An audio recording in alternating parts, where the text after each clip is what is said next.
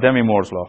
Well, as I said, my thinking around these issues started in the mid-90s when the kind of the ruling mantra of motion and the mantra by which everybody kind of woke up in the morning, brushed their teeth, and went to work, and then didn't sleep the night before, was Moore's law, which roughly speaking translates into the proposition that computing power doubles every 18 to 24 months, right? And people were making choices on the basis of that rhythm.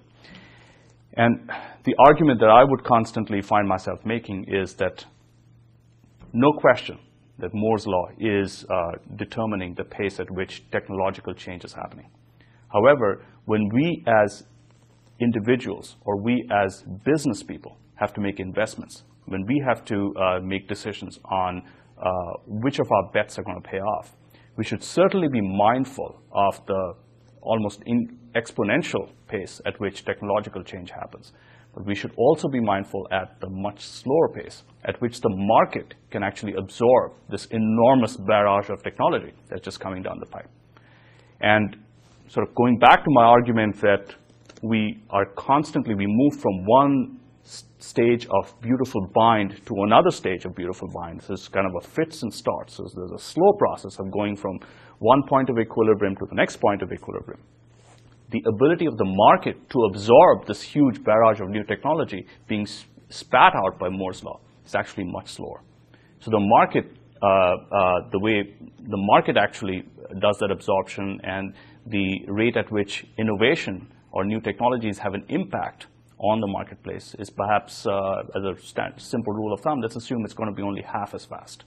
And for lack of any better descriptor, I said, well, why not call it Demi Moore's law? Because that's really what it is.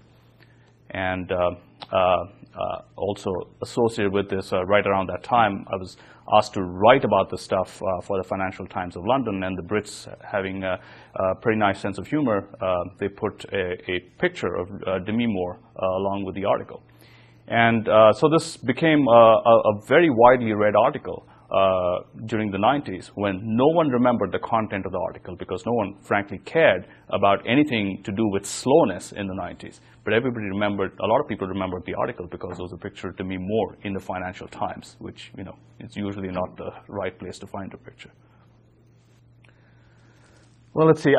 The interaction between those two networks, kind of the simplest description would be that you have the Microsoft network, which roughly speaking constitutes Microsoft sort of at the core of the network, generating the operating systems and the applications that drive consumer usage of computing technology. Whether it's computing technology being driven off of a user using a desktop computer, or the desktop being connected into servers that do a whole bunch of things with applications being developed by Microsoft or by Oracle or some of the other big major software developers.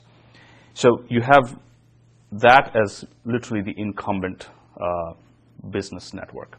And then I see the open source network, which is largely, at least historically, a group of a wide group of developers who are contributing to the core source code, and sort of building on each other's work, and then ultimately that sort of congeals into a set of operating systems and applications, which then is being championed by a few potentially powerful players like a Novell or an HP or IBM.